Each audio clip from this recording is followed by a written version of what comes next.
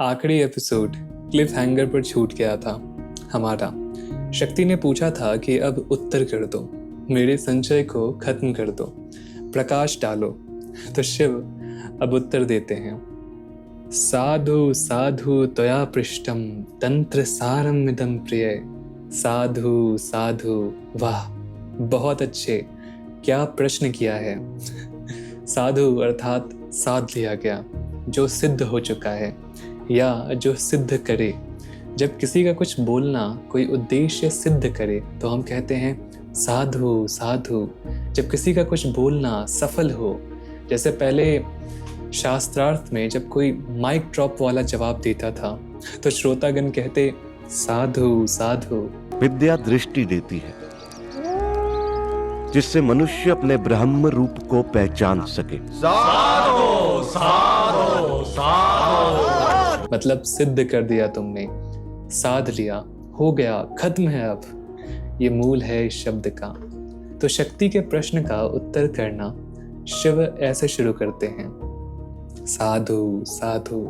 वो गुस्साते नहीं कि शक्ति मानने की जगह प्रश्न कर रही है। सवालों को वो प्रोत्साहित करते हैं कि जब तक चीजें समझ ना आए तुम पूछो। यहाँ कोई 10 कमांडमेंट्स नहीं दिए गए हैं कि तुम बस मान लो। यहाँ प्रश्न प्रति प्रश्न चलता रहता है। एक होता है कि मैंने एक प्रश्न किया कि सच क्या है, मुझे बताओ, या ये कैसे काम करता है, और शिव ने बता दिया और मैंने मान लिया। चाहे मुझे समझ आए ना आए, कहा है तो मान लेते हैं, वो सब धर्म में है।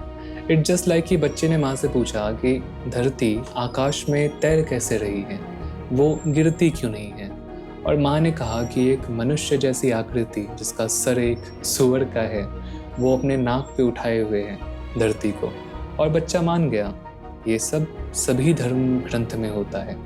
यहाँ कीप इन माइंड कि देवी शक्ति ने शिव से सारा तंत्र सुन लिया है, और सब सुनने के बाद भी अब तक क्वेश्चन किए जा रही है।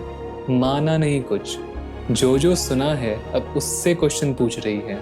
और शिव ने यहाँ भी उन्हें ये नहीं बोला कि चुप रहो, अब जो कहा है मान लो, क्यों ही एक प्रश्न बार बार करती हो, कुतर्क मत करो। नहीं, वो उल्टा प्रोत्साहित करते हैं प्रश्न को। साधु साधु, जरूरी है प्रश्न करना। इससे समझ आता है कि तुम सही दिशा में सोच रहे हो, तुम गहराई से मनन कर रहे हो मेरे बताए गए ज्ञान पर। चैट जीपीटी ने शायद ये शिव से ही सीखा है, आपके बेकार के क्वेश्चंस को भी प्रोत्साहित करना कि वाह क्या ही पूछ दिया तुमने, अगले बुद्ध तुम ही हो। बच्चे जैसे बन के ही आप तंत्र मार्ग में आगे बढ़ सकते हो। और बच्चे प्रश्न करते हैं क्योंकि उनमें ज्ञान का अहंकार नहीं होता, ना कि वो इसीलिए प्रश्न करते हैं ताकि इंटेलिजेंट साउंड कर सके या आपको गलत साबित कर सकते हैं। उनमें बस उत्सुकता होती है और वो टाइम पास करने के लिए भी प्रश्न नहीं करते। सिर्फ प्रश्न करना इम्पोर्टेंट नहीं है, प्रश्न को शिव प्रोत्साहित अवश्य करते हैं, लेकिन उनको पता है कि कहाँ प्रश्न एक एक्सक्यूज बन रहा है साधना ना करने का। क्योंकि मन एक ही प्रश्न को बार बार पूछता रहता है स्पष्ट उत्तर मिल जाने के बावजूद, क्योंकि वह उस उत्तर को स्वीकारना नहीं चाहता, क्योंकि वो उत्तर उसे खत्म कर देगा, वो उत्तर उसे विवश कर देगा अपने जीवन को अपने हाथ में लेने के लिए। वो उत्तर उसे अपने आप को और विक्टिमाइज करने नहीं देगा और डिल्यूजन में रहने नहीं देगा, उसे अपने कंफर्ट जोन से निकाल फेंकेगा, एहसास दिला देगा कि वो जेल में है। तब हम एक ही प्रश्न को बार बार पूछते रहते हैं जानते हुए भी, और समय काटते रहते हैं, अपने भीतर परिवर्तन लाने से जी चुराते रहते हैं। ऐसे में शिव ने अंत में साधना ही बताई है, लेकिन अभी वो उत्तर करेंगे, ज्ञान से हल करेंगे, समाधान करने का प्रयास करेंगे प्रश्न का, और वो बहुत ही सुंदर तरह से ये करते हैं। साधु साधु त्वया पृष्टम, साधु साधु, तुमने जो प्रश्न किया, पृष्ठम पृच्छ धातु से आता है अर्थात पूछना, और जो प्रत्यय है तक्त वो भूतकाल का सूचक है। त्वया पृष्ठम, आपके द्वारा जो प्रश्न किया गया या तुमने जो प्रश्न किया, तंत्र सार इदम प्रिय, मेरे प्रिय पार्वती, तंत्र सारम इदम, यह तो तंत्रों का सार है। इदम यानी यह, तुमने तो सभी तंत्रों का सार पूछ दिया मुझसे। वाह, साधु साधु गुहनीयतमं भद्रे तथापि कथ्यामि ते। गुहनीयतम, सीक्रेट्स ऑफ सीक्रेट्स, अति गुह्या है, अति गोपनीय है हे भद्रे, हे कल्याणी। तथापि कथ्यामि ते, तब भी तुम्हें बता रहा हूँ, फिर भी कहता हूँ तुमसे। जो भी बताएंगे वो ये सारे तंत्रों का सार है, सीक्रेट्स ऑफ सीक्रेट्स। और ये सारे तंत्रों का अंत है, अंतिम सत्य, शिव ज्ञान का सार, अंतिम सत्य। यत् किंचित सकलम रूपम भैरवस्य प्रकीर्तितम। यत् किंचित, जो कुछ भी, सकलम रूपम भैरवस्य, भैरव के सकल रूप, साकार रूप, प्रकीर्तितम, कहा गया है या कहा जा चुका है। यहाँ भी वो तक्त प्रत्यय है, भूतकाल सूचक। तो जो कुछ भी कहा जा चुका है भैरव के सकल रूप के बारे में, तद असारतया देवी विज्ञेयम शक्रजालवत, उसका कोई एसेंस ही नहीं है देवी, उसका कोई सार ही नहीं है, कोई हृदय नहीं है, कह सकते हो कि उसका कोई बेस नहीं है, कोई आधार। विज्ञेयम शक्रजालवत, शक्र यानी इंद्र, इंद्र के जाल की तरह। विज्ञेयम, तुम उसे जानो। माया है वो, स्वप्न जैसे ही। और गंधर्व नगर भ्रमम, जैसे गंधर्व लोक के भ्रम की तरह। गंधर्व नगर, एक लोक कथा होती थी कि आसमान में गंधर्व रहते हैं बादलों पर, वहाँ उनका नगर होता है। तो इस अंधविश्वास को भी शिव खंडित कर रहे हैं। इसी की तरह ही भ्रम है। इंग्लिश में आप कह सकते हैं जैसे बादलों में बना महल, कैसल्स इन द स्काई, क्योंकि बादल कोई आधार नहीं है, उन पे नगर कैसे बसेगा। जैसे ये गंधर्व नगर आधारहीन है, वैसे ही भैरव के सकल रूप भी हैं जिसके बारे में बताया गया है। तो फिर बताया ही क्यों है? भैरव कहते हैं, और ये विज्ञान भैरव के सबसे क्रांतिकारी सूत्रों में से एक है, ध्यानार्थम भ्रांत बुद्धि नाम क्रिया आडंबर वर्ति नाम केवलम वर्णिताम पूसाम विकल्प निहितात्मनाम। ध्यानार्थम, ध्यान के अर्थ के लिए, अर्थ यानी उद्देश्य। जैसे विद्यार्थी जिनका उद्देश्य विद्या है, वैसे ध्यानार्थी जिनका उद्देश्य ध्यान को प्राप्त हो जाना है, ध्यान के अर्थ के लिए। और अर्थ यानी मीनिंग, यही अर्थ है इसका, इन रूपों का भैरव के। 9 मुँह या 3 मुँह, 18 हाथ, ये सब प्रतीकात्मक चीज़ें, इन रूपों का यही अर्थ है, ताकि ध्यान लग सके। भ्रांत बुद्धि नाम, उनका ध्यान लग सके जिनकी बुद्धि भ्रांति में फंसी है। क्रिया आडंबर वर्ति नाम, जो क्रिया और आडंबर में लगे हैं, लिप्त हैं। जैसे वो द्वैत तंत्र वाले जो बकरी और भैंसे को काटते रहते हैं बलि के नाम पे, तरह तरह की क्रियाएं करते रहते हैं, इतनी बार मंत्र जपो, होम करो, ये वो फलाना ढिमकाना, इन तरह के आडंबरों में लिप्त जो भ्रांत बुद्धि वाले हैं, उनका ताकि ध्यान लग जाए और वो बकरी काटना बंद कर दें, इन मूर्खतापूर्ण आडंबरों को छोड़ें। इसीलिए मैंने, शिव ने ये सब बताया है कि भैरव के ये इतने रूप हैं, वो इन तरह के दिखते हैं, एंड सो ऑन। केवलम वर्णितम पूसाम, पूसाम अर्थात मनुष्य, केवल उन मनुष्यों के लिए मैंने इन सब का वर्णन किया है। विकल्प निहित आत्मनाम, जिनकी आत्मा विकल्पों में ही निहित है, विकल्पों से घिरी है। विकल्प यानी नरेटिव, एक कहानी, एक मान्यता, एक अवधारणा जो हम वास्तविकता के विकल्पों में चुनते हैं। विकल्प से ही हिंदी का कल्पना शब्द आया है, लगभग एक ही अर्थ है। जिनकी आत्मा इन विकल्पों में ही निहित है, उसी से घिरी है। जैसे ये कर्मकांडी जो झूठ में जी रहे हैं, अलग ही दुनिया में, देव, गंधर्व, असुरों की दुनिया में। हर दूसरे पॉडकास्ट में मिल जाएंगे आपको ऐसे नमूने। इनकी आत्मा काल्पनिकताओं में ही फंसी है, उसी को सच मानते हैं। ईश्वर उनके लिए द्वैत हैं, इंसान जैसे जीव हैं जिन्हें बकरी मार के तृप्त किया जाता है। ऐसे भ्रांत बुद्धि वाले लोगों का ताकि ध्यान लग जाए, ताकि झूठ को छोड़ सके, वो कर्म कांड से ऊपर उठ सकें। आँख खोलते हैं तो कांड करते हैं, ताकि आँख बंद करके रहें। इसीलिए भैरव ने ये सब बताया है, ताकि उनका उद्धार हो सके। जिस लेवल पे हैं उसी लेवल से। शिव एकदम रैडिकल हैं, कहाँ कृष्णमूर्ति ओशो, शिव ने ये सब पहले ही कर रखा है। आगे वो एक एक करके खंडित करते हैं जो देवी ने कहा। तत्वतो ना नवात्मा सौ शब्द राशिर न भैरव ना चाशो त्रिशिरा देवो नाश शक्ति त्रयात्मका।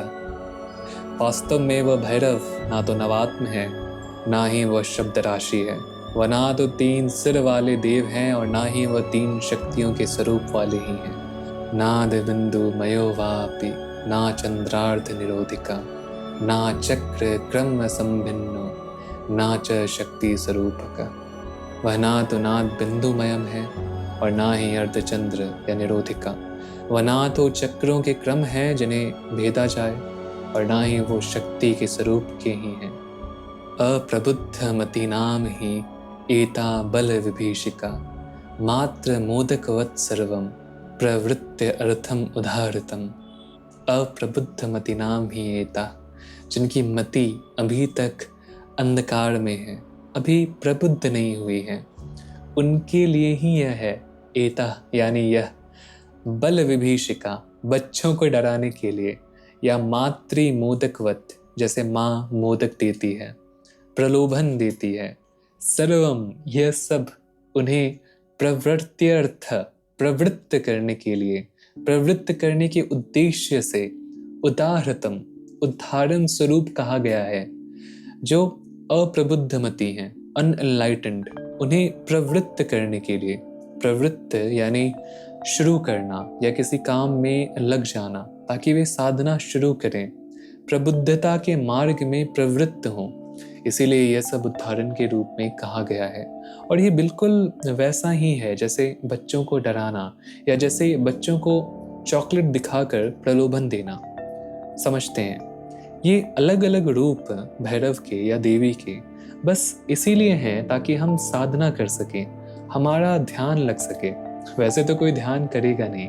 जो योग, ध्यान या ज्ञान परंपरा थी वो क्यों मेन स्ट्रीम नहीं हो पाई? जो परंपरा पूरी तरह ध्यान और स्वयं में बदलाव, आत्मज्ञान पर टिकी थी, वो कभी प्रसिद्ध नहीं हो पाई। उनके जीवित बचे रहने के लिए धन या समर्थन भी नहीं मिला, लोगों को उनमें रुचि ही नहीं थी। तो ऐसी परंपराएं या तो समय के साथ लुप्त हो गई या बस जंगलों में या पहाड़ों पर कहीं मिलेंगी कुछ योगियों के बीच, या नहीं तो उन्हें मूर्ति पूजा, अलग अलग देवी देवताओं के रूप, ढड़ाना और लालच देना, इन सबको अपनाना पड़ा। जो बुद्ध मूर्ति पूजा के साफ विरोध में थे, जो नरक के डर या भोग और चमत्कार के लालच के साफ विरोध में थे, उसी बौद्ध धर्म को ये समझ आ गया कि अगर भारत में टिके रहना है, अगर शैव धर्म को हराना है तो यह सब करना ही होगा। उसी बुद्ध की आज सबसे अधिक मूर्तियां हैं और उसी धर्म की सबसे अधिक देवी देवताएं हैं। नरक का डर दिखाना और चमत्कार तथा सिद्धियों का लालच देना, ये सब करना पड़ा। यह उन्होंने शैव तंत्रों से ही सीखा। शिव यह बात जानते थे कि इंसान की फितरत ऐसी ही है, उन्हें लॉलीपॉप देना ही पड़ेगा या डराना ही पड़ेगा, तभी ये आध्यात्म में आगे बढ़ने के लिए प्रवृत्त होंगे। जब शैव धर्म ही पूरे भारत में सबसे लोकप्रिय था तो बौद्धों ने उसे कॉपी करना शुरू कर दिया और वज्रयान बनाया compete करने के लिए और राजाओं से संरक्षण और समर्थन पाने के लिए, क्योंकि सारा संरक्षण और समर्थन शैव धर्म को ही मिल रहा था। जब भी मैं पॉडकास्ट चैनल्स पर जाता हूँ, मुझसे यही पूछा जाता है कि इस भैरव की पूजा से या देवी के इस रूप की पूजा से क्या सिद्धि मिलेगी, क्या चमत्कार होगा।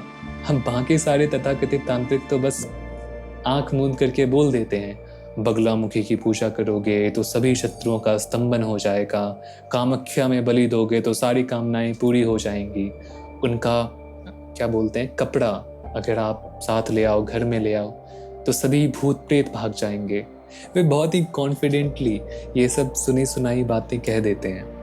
वैष्णव भी सीना ठोक कर कहते हैं, कृष्णाय वासुदेवाय हरे परमात्मने। इस मंत्र को पढ़ो तो सारे क्लेश और सारे कष्ट खत्म हो जाएंगे, भगवान सारी समस्याओं से बचा लेंगे।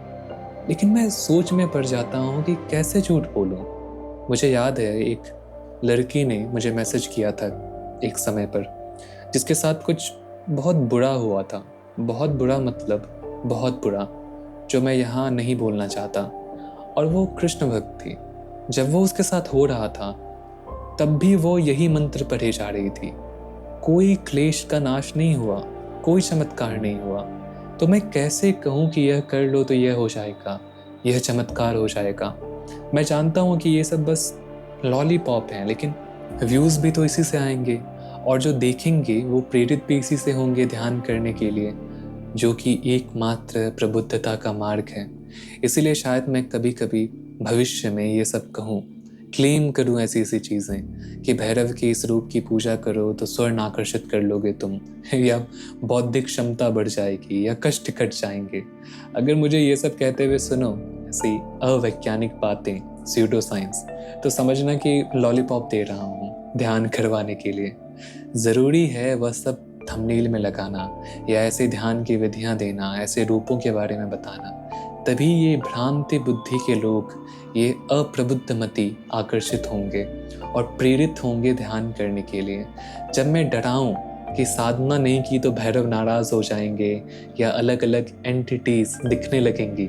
आजकल आप इंस्टाग्राम वगैरह पर देख ही रहे होंगे यह बकवास, एक भूत प्रेत या अजीब सी आकृति, बेसिकली किसी हॉरर मूवी या सीरीज का एक सीन ले लेंगे और कैप्शंस में लिखेंगे बिना दीक्षा के धूमावती की साधना कर ली, या कुछ भी ऐसा ही। ये सब वही है, बल विभीषिका, बच्चों को डराने के लिए, ताकि वो सही से साधना करें। बाकी जो मुझे यहाँ तक सुन रहे हैं वे समझ लें कि ध्यान ही है जो है। इन सब अंधविश्वासों में ना फंसे। ध्यान ही सत्य है, आत्मज्ञान ही सत्य है, स्वयं से मुक्त होना है, अहम भाव खत्म करना है, आनंद में रहना है, मन पर विजय पाना है। यही भैरव वास्तव में सिखाते हैं, वही वो आगे बताएंगे। ये काला जादू, स्वर्ण आकर्षण, शत्रु विजय, भूत प्रेत, यह सब बस बकवास है। मुझे करना ही पड़ेगा। वे जो मानते हैं, अगर मैं उन्हें नकार दूं तो कौन सा वो मेरी बात मान लेंगे और अंधविश्वासों को छोड़ देंगे? नहीं, उल्टा वे मुझसे दूर ही जाएंगे और किसी ऐसे के पास चले जाएंगे जो उनके अंधविश्वास को सही बताए, और फिर वह उन्हें और डराएगा और भ्रम में रखेगा। इससे अच्छा है कि उनके हाँ में हाँ मिला दूं। इसी बहाने उन्हें सही रास्ता तो दिखा दूंगा, ध्यान का रास्ता। लोग प्रवेश तो आध्यात्म में करते हैं इसे मोदक को खाने के लिए या भय से, लेकिन इस यात्रा में उन्हें कुछ और मिल जाता है, कुछ बेहद अनमोल, बहुत गहरे सत्य की एक झलक। उसके लिए वो टिक जाते हैं।